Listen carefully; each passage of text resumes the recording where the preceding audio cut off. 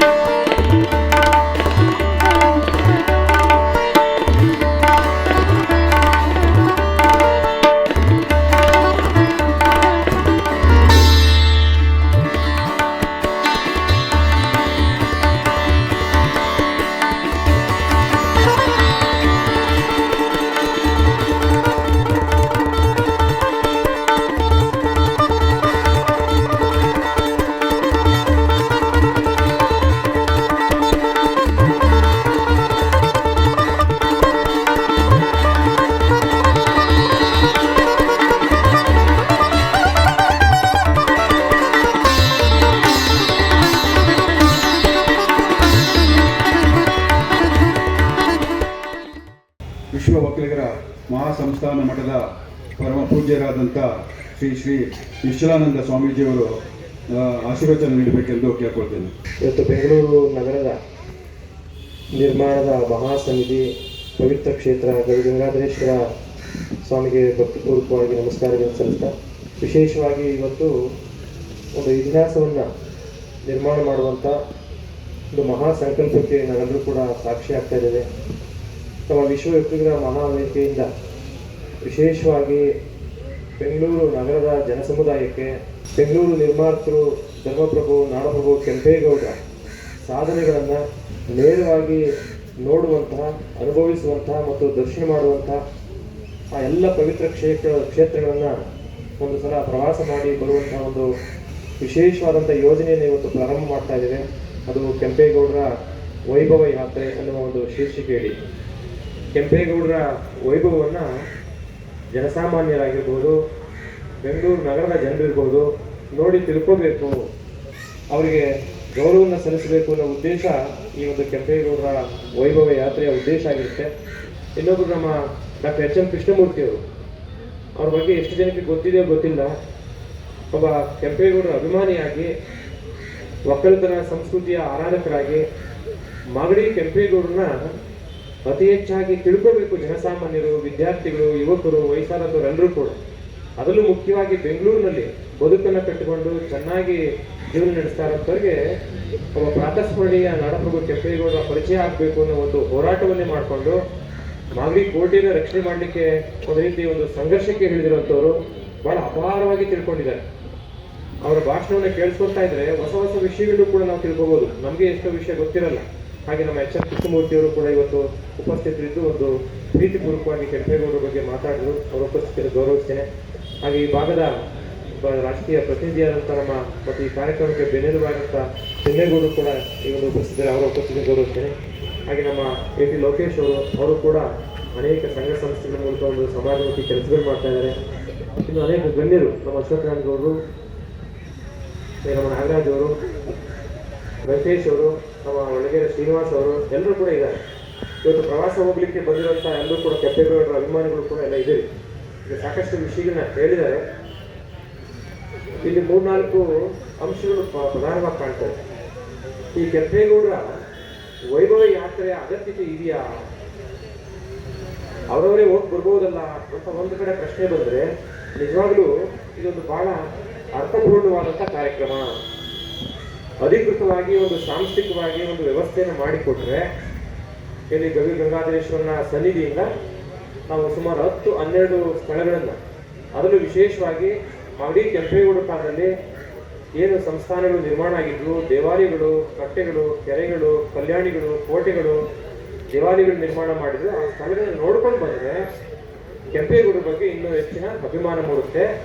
ಅವರ ಸಾಧನೆಗಳ ಪರಿಚಯ ನೇರವಾಗಿ ಆಗುತ್ತೆ. ಪುಸ್ತಕದಲ್ಲಿ ಓದ್ಕೊಳ್ಳೋದ್ಕಿಂತ ನೇರವಾಗಿ ಸಂದರ್ಶನ ಮಾಡಿದ ಅನುಭವ ಆಗುತ್ತೆ ಅನ್ನೋ ಉದ್ದೇಶಕ್ಕೋಸ್ಕರ ಈ ಯೋಜನೆಯನ್ನು ರೂಪಿಸಿರೋದು. ಹಾಗೆ ಇನ್ನೊಂದು, ಒಬ್ಬೊಬ್ಬರೇ ಅವರ ಸ್ವಂತ ವೆಹಿಕಲ್ನಲ್ಲಿ ಹೋಗ್ಲಿಕ್ಕೆ ಬಹಳಷ್ಟು ಖರ್ಚಾಗುತ್ತೆ ಅಥವಾ ಆಸಕ್ತಿಯೂ ಕೂಡ ಕಡಿಮೆ ಇರಬಹುದು. ಒಟ್ಟಿಗೆ ಹೋದಂಥ ಸಂದರ್ಭದಲ್ಲಿ ಖರ್ಚು ಕಡಿಮೆ ಆಗುತ್ತೆ, ಎಲ್ಲರ ಜೊತೆನೂ ಕೂಡ ಬೆರಟಾಗುತ್ತೆ, ಒಂದು ಮಾಹಿತಿ ಕೂಡ ಚೆನ್ನಾಗಿ ಸಿಗುತ್ತೆ, ಒಂದು ಸಂತೋಷನೂ ಕೂಡ ಆಗುತ್ತೆ, ಜ್ಞಾನಾರ್ಜನೆ ಆಗುತ್ತೆ, ಪ್ರವಾಸ ಮಾಡಿದ ಹಾಗೆ ಒಂದು ಯಾತ್ರಾ ದರ್ಶನ ಕೂಡ ಮಾಡಿದ ಹಾಗೆ ಆಗುತ್ತೆ ಅನ್ನೋ ಒಂದು ಉದ್ದೇಶಕ್ಕೋಸ್ಕರ ಅವರು ಒಂದು ಸಾಂಸ್ಥಿಕ ರೂಪವನ್ನು ಕೊಟ್ಟು ಪ್ರತಿ ತಿಂಗಳ 2ನೇ ಶನಿವಾರ ಮತ್ತು 4ನೇ ಶನಿವಾರ ಯಾರು ಬೇಕಾದ್ರೂ ಬರ್ಬೋದು.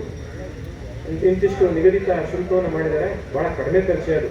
ನೀವೇ ನಿಮ್ಮ ಸ್ವಂತ ಕಾರಲ್ಲಿ ಹೋಗಿ ಬರಬೇಕು, ಅಷ್ಟು ಪ್ರದೇಶವನ್ನು ಸುತ್ತಾಡ್ಕೊಂಡು ಹೋಗ್ಬೇಕು ಅಂದರೆ 3-4 ಸಾವಿರ ಆಗುತ್ತೆ. ಅಂಥದ್ರಲ್ಲಿ ಅವರು 1,000 ವೆಚ್ಚಕ್ಕೆ ಈ ಒಂದು ಕಾರ್ಯಯೋಜನೆ ರೂಪಿಸಿರುವಂಥದ್ದು ಬಹಳ ಒಳ್ಳೆಯ ಕೆಲಸ. ಇದನ್ನ ಬೆಂಗಳೂರಿನ ಮಹಾಜನತೆ ಉಪಯೋಗಿಸಬೇಕು. ಅದೊಂದು ಪವಿತ್ರ ಕ್ಷೇತ್ರದಿಂದ ಹೊರಡ್ತಾರೆ ಪ್ರತಿ ದಿವಸ, ಅಂದರೆ ಪ್ರತಿ ಶನಿವಾರ 2ನೇ ಶನಿವಾರ 8 ಗಂಟೆಗೆ ಇಲ್ಲಿ ಪ್ರಾರಂಭ ಆಗುತ್ತೆ. ಗಂಗಾಧರೇಶ್ವರನ ದರ್ಶನವನ್ನು ಮಾಡಿಕೊಂಡು ಎಲ್ಲ ಪ್ರವಾಸಿಗರನ್ನು ನೋಡಿಕೊಂಡು ವಾಪಸ್ ಅವರು ತಂದುಬಿಡುವಂಥ ಕೆಲಸವನ್ನು ಸೇಫ್ಟಿನೂ ಕೂಡ ಅವರು ಪ್ರೊಟೆಕ್ಷನ್ ಕೂಡ ಮಾಡಿಕೊಂಡು ನಡೆಸ್ತಾ ಇರೋದ್ರಿಂದ ಬೆಂಗಳೂರಿನ ಎಲ್ಲ ನಾಗರಿಕರು ಇದನ್ನು ಉಪಯೋಗಿಸಬೇಕು ಅಂತೇಳಿ ವಿನಂತಿ ಮಾಡ್ಕೊತೇವೆ. ಅದನ್ನು ವಿಶೇಷವಾಗಿ ನಾವು ರವಿಶಂಕರ್ ಅವರಿಗೆ ಮತ್ತು ಅವರ ತಂಡಕ್ಕೆ ನೀವು ಇಲ್ಲಿಗೆ ನಿಲ್ಲಿಸಬಾರ್ದು. ಪ್ರತಿಯೊಂದು ಶಾಲಾ ಕಾಲೇಜುಗಳಿಗೆ ನೀವು ಹೋಗಿ ಖುದ್ದು ಇದನ್ನು ಪರಿಚಯ ಮಾಡಿಕೊಡಿ. ಅಲ್ಲಿನ ಮುಖ್ಯಸ್ಥರನ್ನ ಪರಿಚಯ ಮಾಡಿಕೊಂಡು ಒಂದು ತಂಡದ ರೂಪದಲ್ಲೂ ಕೂಡ ಕಳಿಸಿಕೊಡ್ಬೋದು. ಈ ಶಾಲಾ ಕಾಲೇಜುಗಳ ವಿದ್ಯಾರ್ಥಿಗಳಿಗೆ ಇದರ ಪರಿಚಯ ಮಾಡಿಕೊಟ್ರೆ ಪ್ರಾತಸ್ಮರಣೀಯ ನಾಡಪ್ರಭು ಕೆಂಪೇಗೌಡರ ಪರಿಚಯವನ್ನು ಮಾಡಿಕೊಟ್ಟ ಹಾಗಾಗುತ್ತೆ. ಇದು ಕೇವಲ ಒಂದು ಪ್ರವಾಸ ಅಷ್ಟೇ ಅಲ್ಲ, ಇದರೊಂದು ಹಿನ್ನೆಲೆ ಇದೆ, ಮಹತ್ವ ಇದೆ. ನಾಡಪ್ರಭು ಕೆಂಪೇಗೌಡರು 500-600 ವರ್ಷಗಳ ಹಿಂದೆ ಏನು ಈ ಒಂದು ಮಹಾನಗರಕ್ಕೆ ಸಂಕಲ್ಪವನ್ನು ಮಾಡಿ ಬೀಜವನ್ನು ಬಿತ್ತಿದ್ರು, ಇದೇ ಸ್ಥಳದಲ್ಲಿ ಅವರು ಹೊನ್ನಾರನ್ನ ಕಟ್ತಾರೆ. ಹೊನ್ನಾರು ಅಂದರೆ ಒಕ್ಕಲಿಗ ಸಂಸ್ಕೃತಿಯಲ್ಲಿ ಆರಂಭವನ್ನು ಪ್ರಾರಂಭ ಮಾಡೋದು, ಕೃಷಿಯನ್ನು ಪ್ರಾರಂಭ ಮಾಡೋದು ಅಂತೇಳಿ ಹೊನ್ನಾರು ಅಂತ ಕರಿತೀವಿ. ಆ 4 ದಿಕ್ಕುಗಳಿಗೆ ಎತ್ತುಗಳನ್ನ ಇಟ್ಟು, ನೇಗಿಲನ್ನ ಇಟ್ಟು, ಅವು ಎಲ್ಲಿ ತನಕ ಉತ್ಕೊಂಡು ಹೋಗ್ತವೆ, ಗೆರೆ, ನೇಗಿಲ ಗೆರೆ ಎಲ್ಲಿ ತನಕ ಹೋಗುತ್ತೆ ಅಲ್ಲಿಗೆ ಅದು ಕೊನೆ ಆಗುತ್ತೆ ಗಡಿ ಅಂತೇಳಿ ನಿರ್ಮಾಣ ಮಾಡಿದ್ರು ನೇಗಿಲ ಗೆರೆ. ಆ ನೇಗಿಲ ಗೆರೆ ಅಂದರೆ ಒಂದು ಇತಿಹಾಸದಲ್ಲಿ ಅತ್ಯಂತ ಪ್ರಸಿದ್ಧವಾದಂಥ ಒಂದು ಪವಿತ್ರವಾದಂಥ ಒಂದು ಸಂಕಲ್ಪ.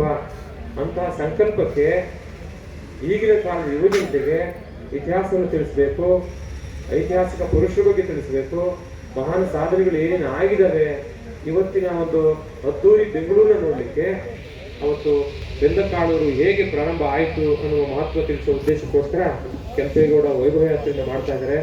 ಅನೇಕರು ಕೆಂಪೇಗೌಡರ ಹೆಸರನ್ನು ಉಳಿಸಲಿಕ್ಕೆ ಪ್ರಯತ್ನ ಮಾಡ್ತಾ ಇದ್ದಾರೆ.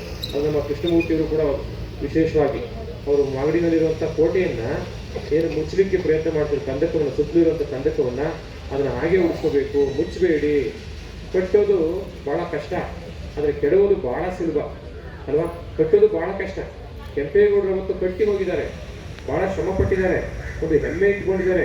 ನಾಡು ಕಟ್ಟೋದು ಅಷ್ಟು ಸುಲಭವಾದ ಕೆಲಸ ಅಲ್ಲ. ಅದನ್ನು ಕೆಡೋದಕ್ಕೆ ಏನು 3 JCB ತಂದು ಇಟಾಚಿಸಿದ್ರೆ ಕೆಡವು ಬೆಸಬಹುದು, ನಗರವನ್ನೇ ನಿರ್ಮಾಣ ಮಾಡ್ಬೋದು. ಆ ದೃಷ್ಟಿಯಿಂದ ನಾಡಪ್ರಭು ಕೆಂಪೇಗೌಡರು ಇನ್ನೂ ಅನೇಕ ಇದೆ. ನಮ್ಮ OD ರವಿಶಂಕರ್ಗೆ ಹೇಳ್ತಾ ಇದ್ದೆ, ಇನ್ನೂ ಸ್ವಲ್ಪ ವಿಸ್ತಾರ ಮಾಡಿಕೊಡಿ, ಇನ್ನೂ ಸ್ವಲ್ಪ ವಿಸ್ತಾರ ಮಾಡಿಕೊಂಡ್ರೆ ನೀವು ಕುಣಿಗಲ್ ಕೆರೆ ನೋಡಿರ್ಬೋದು ಅಲ್ವಾ?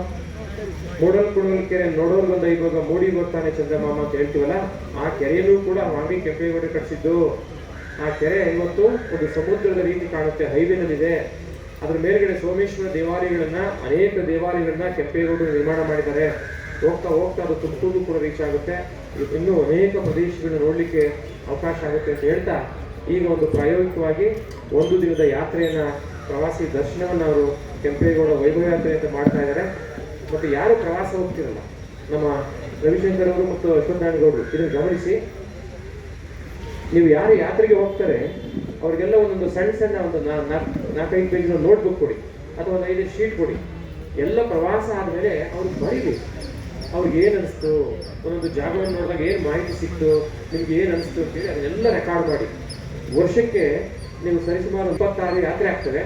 ಆ 26 ಯಾತ್ರೆಯಿಂದ ನಿಮಗೆ 40 ಜನ ಬಂದರೂ ಕೂಡ ಸುಮಾರು 100ಕ್ಕೂ ಹೆಚ್ಚು ಜನರು ಸಿಗ್ತಾರೆ. ಸಾವಿರಕ್ಕೂ ಹೆಚ್ಚು ಜನರು ಸಿಗ್ತಾರೆ. ಅವ್ರು ಏನೇನು ಬರೀತಾರೆ ಅದೆಲ್ಲ ತಗೊಂಡು ಒಂದು ಮ್ಯಾಗ್ಝಿನ್ ಕೂಡ ಮಾಡಿ, ಕೆಂಪೇಗೌಡ ವೈಭವ ಯಾತ್ರೆ ಒಂದು ಏನು ಯಾತ್ರೆ ಅನುಭವಗಳು ಅಂತೇಳಿ ಒಂದು ಪುಸ್ತಕವನ್ನು ಮಾಡಿ ನೀವು ಪ್ರಕಟ ಮಾಡೋದಾದ್ರೆ ನಮ್ಮ ಮಟ್ಟದಲ್ಲಿ ಕೂಡ ಬೇಕಾದ ಜವಾಬ್ದಾರಿ ತಗೋತೀವಿ. ಪ್ರಕಟ ಮಾಡಿ ಹಂಚೋಣ, ಯಾರಲ್ಲಿ ಏನೇನು ಬರೀತಾರೆ ಅದರ ಅನುಭವಗಳನ್ನ. ಸೊ ಅದಕ್ಕೆ ಪ್ರಯತ್ನ ಮಾಡಿ. ಅದು ಹಾಗೆ ನಿಲ್ಲಬಾರ್ದು, ಒಂದು ದಾಖಲೆಯಾಗಿ ಉಳಿಬೇಕು. ನಿಮ್ಮ ಸಂಸ್ಥೆಗೆ ಒಂದು ಒಳ್ಳೆಯ ಹೆಸರು ಬರುತ್ತೆ. ಅದನ್ನು ಪ್ರಕಟ ಮಾಡಿ ವರ್ಷಕ್ಕೊಮ್ಮೆ ಇಲ್ಲಿ ಗವಿಗಂಗಾಧರೇಶ್ವರ ಸನ್ನಿಧಿಯೋ ಅಥವಾ ಆದಿಚುಂಚನಗಿರಿ ಮಹಾಸಂಸ್ಥಾನದ ವಿಜಯನಗರ ಶಾಖೆನೋ ಅಥವಾ ನಮ್ಮ ವಿಶ್ವೋತ್ತರ ಮಹಾಸಂಸ್ಥಾನ ಮಠದ ಮಹಾವೀರ ಗಣಪತಿ ದೇವಸ್ಥಾನ ಎದುರುಗಡೆನೋ ಅಥವಾ ಕೆಂಪೇಗೌಡರು ಯಾವುದಾದ್ರೂ ಇರ್ಬೋದು, ಎಲ್ಲಾದ್ರೂ ಇರ್ಬೋದು, ಉತ್ತರ ಪೂರ್ವ ಪಶ್ಚಿಮ ದಕ್ಷಿಣದ ಯಾವುದಾದ್ರೂ ಗೋಪುರದ ಮೇಲೆ ಗಣ್ಯರನ್ನ ಕಳಿಸಿ ಆ ಪುಸ್ತಕವನ್ನು ಬಿಡುಗಡೆ ಮಾಡಿದ್ರೆ ಅದರಿಂದಲೂ ಕೂಡ ಸಾಕಷ್ಟು ಮಾಹಿತಿ ಪ್ರವಾಸಿಗರ ಅನುಭವದಂತೆ ಕೆಂಪೇಗೌಡ ಯಾತ್ರೆ, ಪ್ರವಾಸಿಗರಿಗೆ ಏನು ಫೀಲ್ ಆಯಿತು ಆ ಒಂದು ಭಾವನೆ ಮೂಡುತ್ತೆ, ಅದಕ್ಕೆ ದಾಖಲೆ ಮಾಡಿ ಅಂತ ಹೇಳ್ತಾ ಈ ಒಂದು ಕಾರ್ಯಕ್ರಮಕ್ಕೆ ಶುಭವನ್ನು ಕೋರಿ ಎಲ್ಲರೂ ಕೂಡ ಇದನ್ನು ಸದುಪಯೋಗ ಪಡಿಸ್ಕೋಬೇಕು. ಯಾಕೆಂದ್ರೆ ಸಂಘಟಕರು ಬಹಳ ಕಷ್ಟಪಟ್ಟು ಮಾಡ್ತಾ ಇದ್ದಾರೆ, ಅವ್ರ ಮನೆ ಕೆಲಸ ಬಿಟ್ಟು ಮಾಡ್ತಾ ಇದ್ದಾರೆ. ಯಾಕೆಂದ್ರೆ ಈಗ ವೈ ಡಿ ರವಿಶಂಕರ್ಗಾಗ್ಲಿ ಅಶ್ವಥ್ ನಾರಾಯಣಗೌಡ್ಗಾಗ್ಲಿ ನಮ್ಮ ಇನ್ನೂ ಅನೇಕರಿಗೆ ಕೆಲಸ ಇಲ್ಲ ಅಂತ ತಿಳ್ಕೊಂಡಿಲ್ಲ. ಅವ್ರಿಗೆಲ್ಲ ಕೆಲಸ ಇದೆ. ಅವರ ಜೀವನದ ಜೊತೆಯಲ್ಲಿ ಈ ಸಾಮಾಜಿಕವಾಗಿ ಐತಿಹಾಸಿಕವಾಗಿ ಪ್ರಸಿದ್ಧ ಪ್ರಾತಸ್ಮರಣೀಯ ವ್ಯಕ್ತಿಗಳನ್ನ ನಾವು ಸಮಾಜಕ್ಕೆ ಪರಿಚಯ ಮಾಡಬೇಕು, ಅವರು ಮರೆಯುವಂಥ ಕಾಲದಲ್ಲಿ ಮತ್ತೆ ಪುನರುತ್ಥಾನ ಮಾಡಬೇಕು ಅನ್ನೋದು ಅಭಿಲಾಷೆಯಿಂದ ಈ ಕೆಲಸವನ್ನು ಮಾಡ್ತಾ ಇರೋಂಥದ್ದು. ನಾವು ಅದನ್ನ ಬಹಳ ಸೀರಿಯಸ್ ಆಗಿ ಗಂಭೀರವಾಗಿ ಯೋಚನೆ ಮಾಡಿಕೊಂಡ್ರೆ ಈ ಒಂದು ಯಾತ್ರೆಗೆ ಅದರಲ್ಲೇ ಆದಂಥ ಮಹತ್ವ ಸಿಗುತ್ತೆ ಅಂತ ಹೇಳ್ತಾ ಶುಭ ಕೋರಿ ಎಲ್ರಿಗೂ ಕೂಡ ವಂದನೆಗಳು ಸಲ್ಲಿಸಿ ಮಾತು ಮುಗಿಸ್ತೀನಿ. ಜೈ ಶ್ರೀಗಳು.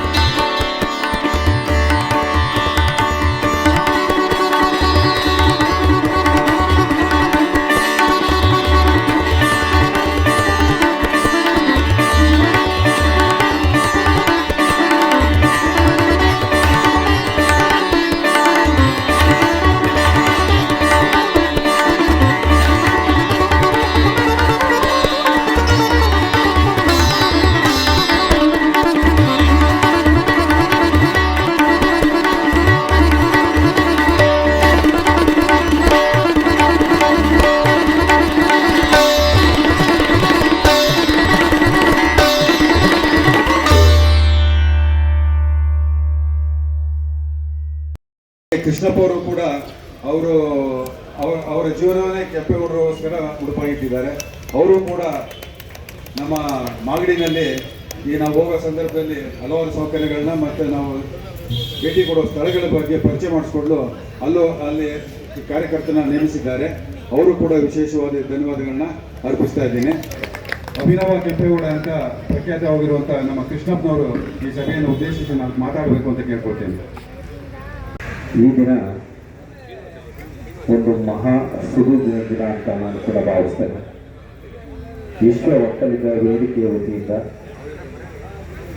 ನಮ್ಮ ಒಕ್ಕಲುತನವನ್ನು ಪ್ರಪಂಚಕ್ಕೆ ವಿಸ್ತರಿಸುವಂಥ ಕೆಲಸದಲ್ಲಿ ನಮ್ಮ ವೈ ಡಿ ರವಿಕುಮಾರ್ ಅವರು, ರವಿಶಂಕರ್ ಅವರು ಮತ್ತು ಅಶ್ವಥ್ ನಾರಾಯಣಗೌಡರು ಮತ್ತು ಅವರ ಸದಸ್ಯರುಗಳು ಎಲ್ಲರೂ ಸೇರಿ ದೇಶ ವಿದೇಶಗಳಲ್ಲೂ ಸಹ ಕೆಂಪೇಗೌಡರ ಒಂದು ಘನವಾದ ಗೌರವವನ್ನು ತಂದುಕೊಡುವಂಥ ಕೆಲಸಕ್ಕೆ ಮತ್ತು ನಮ್ಮ ರಾಜ್ಯಕ್ಕೆ ಕೀರ್ತಿ ತಂದುಕೊಡುವ ಕೆಲಸಕ್ಕೆ ಮುಂದಾಗಿದ್ದಾರೆ. ಇವತ್ತು ನಮ್ಮ ಇವತ್ತಿನ ಕಾರ್ಯಕ್ರಮ ಕೆಂಪೇಗೌಡರ ವೈಭವ ಯಾತ್ರೆ.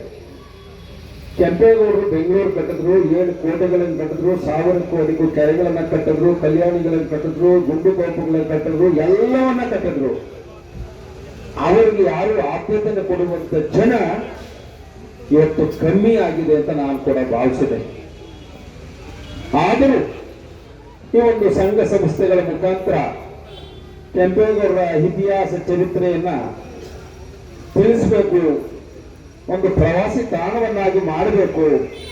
ಇದರಿಂದ ಆದರೂ ಜನತೆಗೆ ಮಾಡಿ ಕೆಂಪೇಗೌಡರ ಗತ ವೈಭವದ ಸ್ಥಳಗಳನ್ನ, ಅವರು ಕಟ್ಟಿರುವಂತ ದೇವಸ್ಥಾನಗಳನ್ನ, ಕೆರೆಗಳನ್ನ, ಇತಿಹಾಸವನ್ನ ತೋರಿಸಬೇಕು ಅಂತ ಹೇಳಿ ವೈ ಡಿ ರವಿಶಂಕರ್ ಮತ್ತು ಅವರ ಸಂಘಟಕರು ಮಾಡಿರುವ ಕೆಲಸದಲ್ಲಿ ಇವತ್ತು ಪುಣ್ಯವಾದ ದಿವಸ. ಇವತ್ತು ಗವಿಗಂಗಾಧರ ದೇವಸ್ಥಾನ ಅದು ಕೆಂಪೇಗೌಡರಿಗೆ ಮೂಲ ಸ್ಥಾನ. ಗೋವುಗಳನ್ನ 4 ದಿಕ್ಕುಗಳಿಗೆ ಕಳಿಸಿ ಇಲ್ಲಿಂದಲೇ ಬುನಾದಿ ಹಾಕಿದಂತ ಪುಣ್ಯ ಸ್ಥಾನ. ಹಾಗಾಗಿ ಜನವರಿ 14ನೇ ತಾರೀಕು ಎಲ್ಲ ಬಾಗಿಲನ್ನು ದಾಟಿ ಸೂರ್ಯ ಕಿರಣಗಳು ಬೀಳುವಂತ ಒಂದು ಗವಿಗಂಗಾಧರ ದೇವಸ್ಥಾನ ಇತಿಹಾಸದ ಪ್ರಸಿದ್ಧಿಯನ್ನು ಪಡೆದಿರುವಂತ ಒಂದು ಸ್ಥಳ. ಅಂತ ಸ್ಥಳದಿಂದಲೇ ಕೆಂಪೇಗೌಡರ ಘಟವೈಭವದ ಯಾತ್ರೆ ಪ್ರಾರಂಭವಾಗಿದೆ.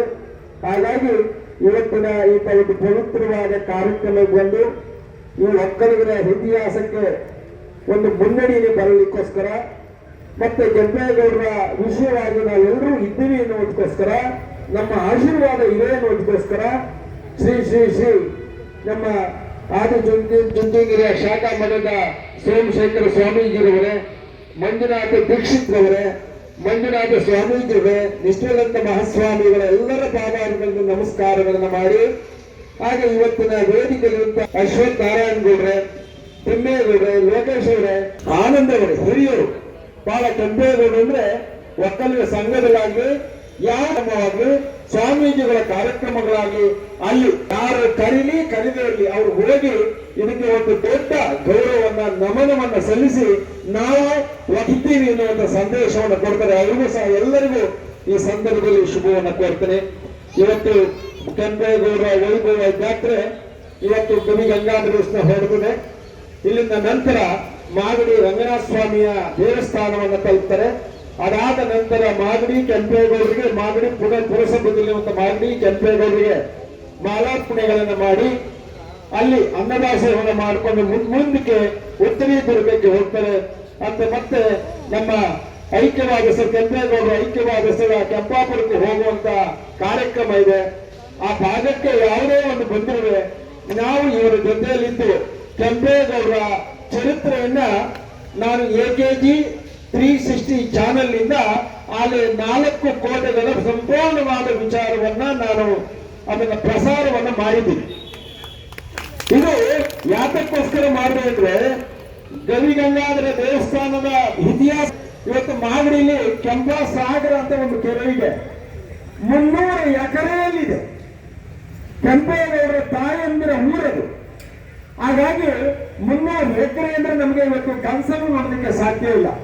ಇವತ್ತು ಅದೆಲ್ಲ ಒತ್ತುವರಿ ಆಗ್ತದೆ ಬೇಡ, ಇವತ್ತು ನಮಗಿಲ್ಲ, ನಮ್ಮ ಪುಣ್ಯಕ್ಷೇತ್ರ ಮಾತ್ರ ಮಾತಾಡೋಣ. ಉತ್ತರಿ ದುರ್ಗದ ಕೋಟೆ 7 ಸುತ್ತಿನ ಕೋಟೆ. ಬೆಳಿಗ್ಗೆ ಹೋದ್ರೆ ಸಂಜೆ ಆಗುತ್ತೆ, ಅವೆಲ್ಲ ನೋಡಿ ಕೆಳಗಡೆ ಬಂದು ಬೆಂಗಳೂರಿಗೆ ಬರಬೇಕಾದ್ರೆ ಅಲ್ಲಿ ಹೋದಾಗ ಆ ಪ್ರಕೃತಿ ಇದೆಯಲ್ಲ, ಆ ವನದೇವತೆಯನ್ನು ನೋಡುವಂತ ದೃಶ್ಯ ಇದೆಯಲ್ಲ, ಅದು ಮನಸ್ಸನ್ನು ಸೂರೆಗೊಳ್ತದೆ. ಹಾಗಾಗಿ ಹುಲಿದುರ್ಗದ ಬೆಟ್ಟ, ಉತ್ತರಿ ದುರ್ಗದಾಯಿತು ಹುಲಿದುರ್ಗ, ಅದು ಒಂದು ಕುಂಬಿ ಬೆಟ್ಟದ ಅಂದ್ರೆ ಒಂದೇ ಮಗನಾಗಿ ಬೆಳೆದಿದೆ. ಅದಕ್ಕೆ ಹತ್ತಲಿಕ್ಕೆ ಸಾಧ್ಯ ಇಲ್ಲ. ಯಾರಾದರೂ ವಯಸ್ಕರಾದ್ರೆ ಅಲ್ಲೆಲ್ಲೋ ಹಗ್ಗ ಕಟ್ಕೊಂಡು ಕಾಲಿಟ್ಕೊಂಡು ತಳ್ಕೊಂಡು ಮೇಲಕ್ಕೆ ಹೋಗಿ ಬರಬೇಕು. ಅಂತ ಜಾಗದಲ್ಲಿ ಕೆಂಪೇಗೌಡರು ಕುದುರೆಗಳನ್ನ ಆನೆಗಳನ್ನ ಕಟ್ಟಿ ಅಲ್ಲಿ ಎಲ್ಲ ಶೇಖರಣೆ ಜಾಗವನ್ನಾಗಿ ಮಾಡಿ ಅಲ್ಲೂ ಆಡಳಿತ ಮಾಡ್ತಾ ಇದ್ರು ಅಂದ್ರೆ ಅದು ಭಗವಂತನಿಗೆ ಗೊತ್ತು, ನಾವು ಯೋಚನೆ ಮಾಡೋದಕ್ಕೆ ಸಾಧ್ಯ ಇಲ್ಲ. ಹಾಗಾಗಿ ಸಾವನದುರ್ಗ ಅಲ್ಲಿ ಒಂದು ಬಂಡೆ ಇದೆ. ಆ ಬಂಡೆಯನ್ನು ಏರಬೇಕಾದ್ರೆ ಯಾವುದೇ ಶತ್ರುಗಳು ಅಲ್ಲಿ ಹೋಗೋದಕ್ಕೆ ಯುದ್ಧ ಮಾಡೋದಕ್ಕೆ ಮುಂಚೆ ಅವನ ಆಯುಷ್ಯ ಮುಗಿದಿರ್ತದೆ. ಅದಕ್ಕೋಸ್ಕರ ಅಲ್ಲೂ ಹೋಗಿ ಯುದ್ಧ ಮಾಡಬೇಕಾದ್ರೆ ಸಾವನ್ನ ಗೆದ್ದಂತ ದುರ್ಗ ಅಂತ ಹೇಳಿ ಅದೊಂದು ಹೆಸರನ್ನಾಗಿದೆ. ಅದು ಕೆಂಪೇಗೌಡರ ಆಡಳಿತದಲ್ಲಿ ಸಿಕ್ಕಿದೆ. ಶಿವಗಂಗೆ ಬೆಟ್ಟ, ಅಲ್ಲಿ 11 ಜಲಪಾತಗಳಿದೆ. ಋಷಿ ಮುನಿಗಳ ತಪಸ್ಸುಗಳು ಎಲ್ಲರೂ ತಪಸ್ಸನ್ನು ಮಾಡಿ ಆ ಗಂಗೆಯನ್ನ ಧರೆಯಿಂದ ಮೇಲಕ್ಕೆ ತರುವಂತ ಕೆಲಸ ಆಗ್ತಾ ಇದೆ. ಹಾಗಾಗಿ ಅದನ್ನ ದೇವಸ್ಥಾನಕ್ಕೆ ಹೋದ್ರೆ ನೀವು 11 ಪವಿತ್ರವಾದ ಸ್ಥಳ, ಕೆಳಗಡೆ ಒಂದು ಕಲ್ಯಾಣಿ ಇದೆ, ಜೀವಂತ ಕಲ್ಯಾಣಿ. ಈ 816 ಕೆತ್ತನೆ ಶಿಲೆಗಳಿದೆ ಕಲ್ಯಾಣಿ. 800 ಅಧಿಕ ಕೆತ್ತನೆ ಶಿಲೆಗಳ ಕಲ್ಯಾಣಿ ಒಂದು ಭಾಗದಲ್ಲಿ. ಅಲ್ಲಿ ಎಮ್ಮೆ ಬಸವಣ್ಣ ಇನ್ನೂ ಎಷ್ಟೋ ಜನ ನೋಡೇ ಇಲ್ಲ. ಅದು ನತ್ತಿ ಮೇಲೆ ನಂದೀಶ್ವರನ ಗಂಟೆ ಕಟ್ಟುವಂತ ಜಾಗ. ಅದಾದ ನಂತರ ನಮ್ಮ ಸಂಕ್ರಾಂತಿಯಲ್ಲಿ ಅಲ್ಲಿ ಹುಲಿಗಂಬ ತೀರ್ಥಗಂಬ ಅಂತ ಹೇಳಿದೆ. ಆ ತೀರ್ಥಗಂಬ ಅಂದ್ರೆ ಇಲ್ಲಿ ನಮಗೆ ನಮ್ಮ ಕೆಳಗಡೆ ದೇವಸ್ಥಾನದ ಪಾರ್ವತಿ ಪರಮೇಶ್ವರ ಕಲ್ಯಾಣ ಆದ ನಂತರ ಇವರೆಲ್ಲ ಅರ್ಚಕರ ಮೇಲೋಗಿ ಅಲ್ಲಿ ಒಂದು ಪೂಜೆಯನ್ನು ಮಾಡಿದಾಗ ಬಂಡೆಯಲ್ಲಿ ನೀರು ತೇರ್ತದೆ. ಅದೇ ಪವಿತ್ರವಾದ ಗಂಗೆಯನ್ನು ತಂದು ಶಿವಪಾರ್ವತಿಗೆ ಹಾಕಿದಾಗ ಆ ಘೋಷಣೆ ಮಾಡಿದಾಗ ಪೂಜೆ ಸಂಪೂರ್ಣವಾಯಿತು ಅನ್ನುವಂಥ ನಂಬಿಕೆಯೂ ಅಲ್ಲಿದೆ. ಹಾಗಾಗಿ ಒಂದೊಂದು ಬೆಟ್ಟಗಳು ಒಂದೊಂದು ಕಥೆಯನ್ನು ಹೇಳ್ತದೆ. ಮಾಗಡಿ ಕೆಂಪೇಗೌಡರ ಕೋಟೆ ಇವತ್ತು ಅಲ್ಲಿ ಏನು ನೋಡ್ಲಿಕ್ಕೆ ಉಳಿದಿಲ್ಲ, ಆದ್ರೂ ಒಂದು ರೀತಿ ಮನಸ್ಸಿಗೆ ನೋವಿದೆ. ಇದು ಚರ್ಚೆ ವಿಷಯ ಅಲ್ಲ.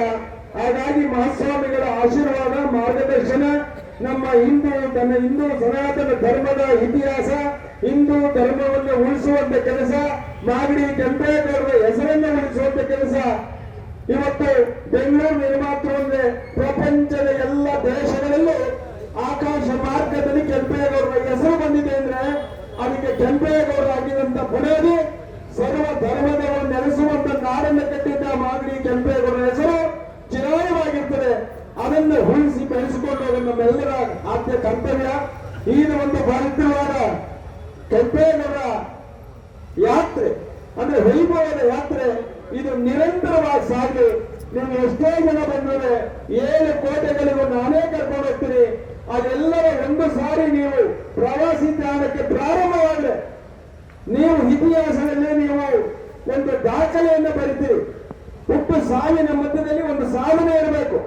ಆ ಸಾಧನೆಗೆ ನಿಮ್ಮ ಇವತ್ತು ಹೋರಾಟ, ಇವತ್ತು ಕೆಂಪೇಗೌಡರ ಗತವೈಭವದ ಯಾತ್ರೆ ನಿಮ್ಮಿಂದ ಪ್ರಾರಂಭವಾದರೆ ಸೂರ್ಯ ಚಂದ್ರ ತನಕ ನಿರಂತರವಾಗಿ ಡಿ ರವಿಶಂಕರ್ ಅವರ ಹೆಸರು, ಅವರ ಸಂಸ್ಥೆಯ ಹೆಸರು ಚಿರಾಯವಾಗಿ ಉಳಿಯುತ್ತದೆ.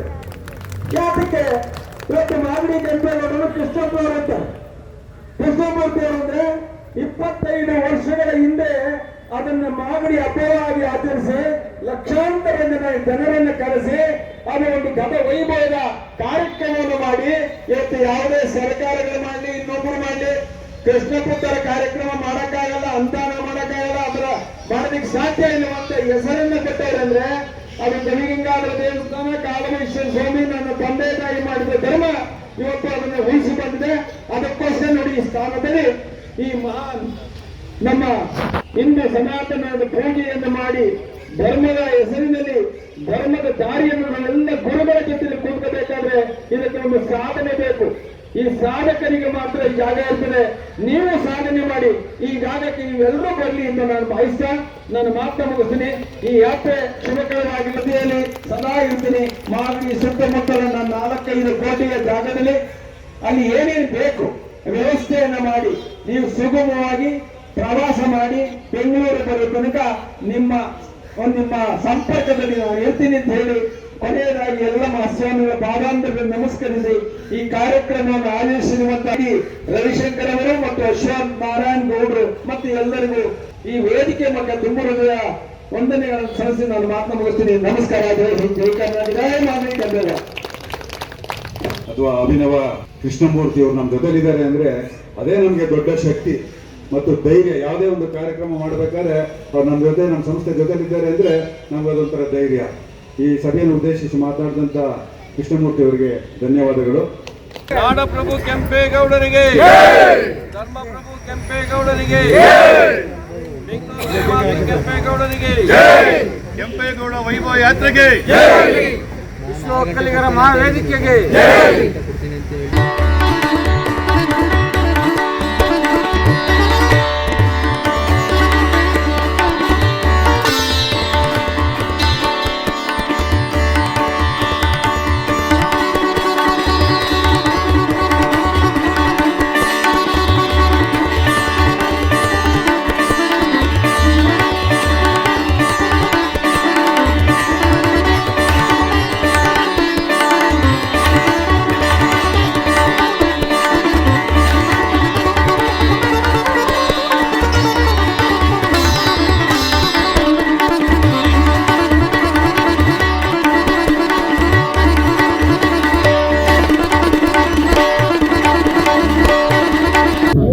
ನೋಡಿ, ಇವತ್ತೇನು ವಿಶ್ವ ಒಕ್ಕಲಿಗ ಸಂಸ್ಥಾನ ಏನು ಕಟ್ಟಿ ತನ್ನದ ಹಿರಿಮೆಯನ್ನು ಪ್ರಪಂಚಕ್ಕೆ ತಿಳಿಸುವಂಥ ಕೆಲಸದಲ್ಲಿ ರವಿಶಂಕರ್ ಅವರು ಮತ್ತು ಅಶ್ವಥ್ ನಾರಾಯಣ್ ಗೌಡ ಅವರು ಅವರ ಸಂಘ ಪರಿವಾರ ಎಲ್ಲರೂ ಬಹಳ ಮಹತ್ವದ ಕೆಲಸವನ್ನು ವಹಿಸಿದ್ದಾರೆ. ಅದು ನನ್ನ ಒಬ್ಬನ ಹೆಮ್ಮೆ ಅಲ್ಲ, ನಮ್ಮೆಲ್ಲ ಕರ್ನಾಟಕದ ಹೆಮ್ಮೆಯ ವಿಷಯ. ಅದರಿಂದ ನಾವು ಸಂತೋಷವನ್ನು ಪಡ್ತೀವಿ. ಇವತ್ತು ಕೆಂಪೇಗೌಡರ ಗತವೈಭವ ಮತ್ತು ಈ ಒಂದು ಪ್ರವಾಸಿ ತಾಣಗಳನ್ನ ಮಾಡಬೇಕು, ಎಲ್ಲ ಕೆಂಪೇಗೌಡರ ಗತವೈಭವವನ್ನ ತೋರಿಸ್ಬೇಕು ಅನ್ನೋ ಒಂದು ನಿರೀಕ್ಷೆ ಇದೆಯಲ್ಲ, ಅದು ಬಹಳ ಮಹತ್ವಪೂರ್ವಕವಾದಂತ ಮಾಹಿತಿ ಮತ್ತು ಈ ನಮ್ಮ ಕೆಂಪೇಗೌಡರ ಇತಿಹಾಸವನ್ನ ಕಣ್ಣು ಮುಂದೆ ನೋಡಿ ಸಂತೋಷ ಪಡುವಂತ ಒಂದು ಸುದಿನ ದಿನ ಇವತ್ತು ಅಂತ ನಾನು ಕೂಡ ಭಾವಿಸಿದ್ದೆ.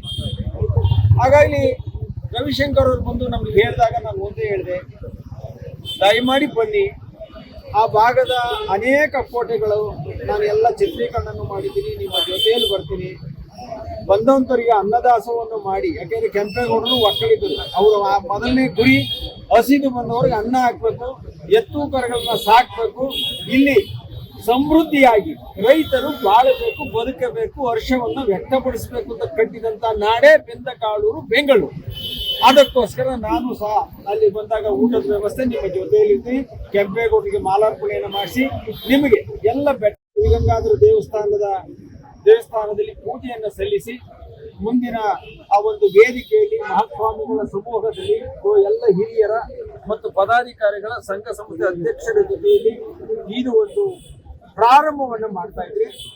ಇದು ಸೂರ್ಯ ಚಂದ್ರ ಇವತ್ತು ಏನು ಕೆಂಪೇಗೌಡರು ಇದ್ದಿದ್ದಾರಲ್ಲ, ಬೆಂಗಳೂರು ಕೆಂಪೇಗೌಡರು, ಇದೇ ತರ ರವಿಶಂಕರ್ ಅವರು ಮತ್ತು ಅವರ ಸಂಘ ಪರಿವಾರರು ನಿರಂತರವಾಗಿ ಸದಾಕಾಲ ಜನರ ಮನಸ್ಸಿನಲ್ಲಿ ಮನ್ನಣೆಯಲ್ಲಿ ಗೌರವವನ್ನ ಕೊಡುವಂತ ಕೆಲಸದಲ್ಲಿ ಅವರು ಪಾತ್ರರಾಗ್ತಾರೆ. ಅದರ ಜೊತೆಯಲ್ಲಿ ನಮ್ಮ ಪಾತ್ರನು ಅವರ ಜೊತೆಯಲ್ಲಿ ಇರುವಂತದ್ದು ನಮಗೆ ಗೊತ್ತಿದೆ. ಮಾಗಡಿ ಕೆಂಪೇಗೌಡರ ಇತಿಹಾಸವನ್ನ ನಾನು 25 ವರ್ಷಗಳ ಯಾರೂ ಮಾಡದ ಕಾಲದಲ್ಲಿ ಮಾಡಿಕೊಂಡು ಅದನ್ನ ಬೆಂಗಳೂರಿಗಾಗಿರ್ಬೋದು ಸುತ್ತ ಇವತ್ತು ಬೆಂಗಳೂರು ಕೆಂಪೇಗೌಡರು ಅವರೆಂತ ತೋರಿಸ್ತವ್ ನಾನು. ಅಲ್ಲೂ ಸಹ ಅನ್ನದಾಸೋಹ ಮುಖಾಂತರ ನಾನು ಯಾವ ಕೆಲಸನೂ ಮಾಡಿಲ್ಲ. ಲಕ್ಷಾಂತರ ಜನ ಬಂದಾಗಲೂ ಅನ್ನದಾಸೋಹ ಮಾಡಿ ಮುಂದಿನ ಕಾರ್ಯಕ್ರಮವನ್ನು ಮಾಡಿದೆ. ಈ ಕಾರ್ಯಕ್ರಮಕ್ಕೂ ನಾನೇ ಅನ್ನದಾಸೋಹವನ್ನು ಮಾಡಿ ಇದಕ್ಕೆ ಮಾಗಡಿಯಿಂದ ಚಾಲನೆ ಕೊಡ್ತೀನಿ. ನನಗೆ ಸಂತೋಷ ಇದೆ. ಇದನ್ನ 100 ಜನ ಮಾಡಲಿ, ನೀವೆಷ್ಟೇ ಬಾರಿ ಬನ್ನಿ, ಅದರ ಸಂಪೂರ್ಣವಾಗಿ ಜವಾಬ್ದಾರಿ ಕೆಂಪೇಗೌಡರ ಇತಿಹಾಸಕ್ಕೆ ನಾನು ಸದಾ ತಲೆಯವಾಗಿ ಅವರ ಸೇವೆಯಲ್ಲಿ ಇದ್ದೀನಿ, ಮುಂದುವರಿತೀನಿ. ಅವರೆಲ್ಲರೂ ಬನ್ನಿ, ಅವರು ಸ್ವಾಗತಿಸ್ತೀನಿ, ಗೌರವಿಸ್ತೀನಿ. ಈ ಕಾರ್ಯಕ್ರಮ ಇಲ್ಲಿಂದ ಪ್ರಾರಂಭವಾಗಿ ತಿಂಗಳಿಗೆ 2 ದಿವಸ ನಿರಂತರವಾಗಿ ಆ ಭಾಗದಲ್ಲಿ ಇವರು ಹಾಕಿರುವಂತ ಎಲ್ಲಾ ಬೆಟ್ಟಗಳು ನೋಡೋದಕ್ಕೆ ಸಾಧ್ಯ ಇಲ್ಲ. ಒಂದು ಬೆಟ್ಟ, ಒಂದು ದೇವಸ್ಥಾನ ನೋಡಲಿಕ್ಕೆ 1 ದಿನ ಕಾಲಾವಕಾಶ ಆಗುತ್ತೆ. ಇವರು ಈ ತರ 1 ತಿಂಗಳು 2 ತಿಂಗಳಿಗೆ ಏನು 1 ತಿಂಗಳಿಗೆ 2 ಹಾಕೋತಾರೆ. ಒಂದು 6 ತಿಂಗಳಲ್ಲಿ ಒಂದು ಬಾರಿ ದೇವಸ್ಥಾನಗಳನ್ನ ಸುತ್ತುವರಿಬಹುದು. ಅಂದ್ರೆ ಬೆಟ್ಟ ಗುಡ್ಡಗಳನ್ನ, ದೇವಸ್ಥಾನಗಳನ್ನ, ಕೆರೆಗಳನ್ನ, ಕಲ್ಯಾಣಿಗಳನ್ನ ಅವರು ಮಾಡಿದಂತ ಗತವೈಭವದ ಕೆಲಸವನ್ನ ನಾವು ನೋಡಬಹುದು. ಅದಕ್ಕೋಸ್ಕರ ಪ್ರಥಮವಾಗಿ ಇವತ್ತು ವೀಕ್ಷಣೆಗೆ ಬರ್ತಾ ಇದ್ದೀವಿ. ಎಲ್ಲ ವೀಕ್ಷಣೆನ ಮಾಡಿ ಮುಂದಿನ ದಿವಸ ನಾವು ಅವರೆಲ್ಲ ಕೂತು ಒಂದು ಚಾರ್ಟ್ ಔಟ್ ಮಾಡಿ ಎಲ್ಲಿಂದ ಎಷ್ಟು ಹೋಗ್ಬೋದು. ಯಾಕೆಂದ್ರೆ ಒಂದೊಂದು ದೇವಸ್ಥಾನಗಳು ಅತಿ ಹತ್ತಿರದಲ್ಲಿ, ಅಂದ್ರೆ 3,000, 6,000, 8,000 ಮೆಟ್ಲಿದೆ. ಆ 8,000 ಮೆಟ್ಲು ಹತ್ತಬೇಕಾದ್ರೆ ಕನಿಷ್ಠ ಪಕ್ಷ 2.5 ಗಂಟೆಗಳಾಗ್ತವೆ ಮೇಲಕ್ಕೂ. ಅಲ್ಲಿ ಸುಧಾರಿಸ್ಕೊಂಡು ಕೆಳಗಿಳಿಬೇಕಾದ್ರೆ ಮತ್ತೆ 2.5, 3 ಅವರ್ ಆಗುತ್ತೆ, 6 ಅವರ್ ಆಗುತ್ತೆ. ಊಟ ಆಗಕ್ಕೆ ಬೆಳಿಗ್ಗೆ ಹೋಗಿ ತಂಗಿ ಬೇರೆ ದೇವಸ್ಥಾನಗಳು ನೋಡ್ಬೇಕಾದ್ರೆ 1-2 ದೇವಸ್ಥಾನಗಳ ಸಂಪೂರ್ಣವಾಗಿ ನೋಡಿ ಆನಂದವನ್ನು ವ್ಯಕ್ತಪಡಿಸಿ ಎಲ್ಲಾ ಬೆಟ್ಟಗಳಿಂದ ಬೆಂಗಳೂರನ್ನ ವೀಕ್ಷಣೆ ಮಾಡ್ಬೋದು. ಇದು ಒಂದು ದೊಡ್ಡ ನಮ್ಮ ಅದೃಷ್ಟ ಅಂತ ಹೇಳ್ಬೋದು. ಅವೆಲ್ಲ ಯಾವಾಗೇ ಬೆಟ್ಟ ಹತ್ತಿದ್ರೋ ನೀವು ಬೆಂಗಳೂರನ್ನ ಅಲ್ಲಿಂದ ವೀಕ್ಷಣೆ ಮಾಡುವಂತ ಒಂದು ಸ್ಥಳಗಳೇ ಈ ಒಂದು ಕೋಟೆಗಳು. ಹಾಗಾಗಿ ಎಲ್ಲ ದೇವರ ಅನುಗ್ರಹ ಇದೆ. ಗವಿಗಂಗಾಧರೇಶ್ವರನ ಅನುಗ್ರಹ ಕೆಂಪೇಗೌಡನಿಂದ ಪ್ರಾರಂಭವಾಗಿದೆ. ಈ ಯಾತ್ರೆಯನ್ನು ಇಲ್ಲಿಂದನೇ ಪ್ರಾರಂಭವಾಗ್ತದೆ. ನಿರಂತರವಾಗಿ ಕಾರ್ಯಕ್ರಮ ನಡೀಲಿ, ಅವರ ಜೊತೆಯಲ್ಲಿ ನಾನು ಇರ್ತೀನಿ. ನಾನು ಯಾವಾಗಲೂ ಸದಾ ಕೆಂಪೇಗೌಡರ ಸೇವೆಗೆ ಸದಾ ಸಿದ್ಧನಿದ್ದೀನಿ ಅಂತೇಳಿ ನಾನು ಮಾತು ಮುಗಿಸ್ತೀನಿ. ನಮಸ್ಕಾರ.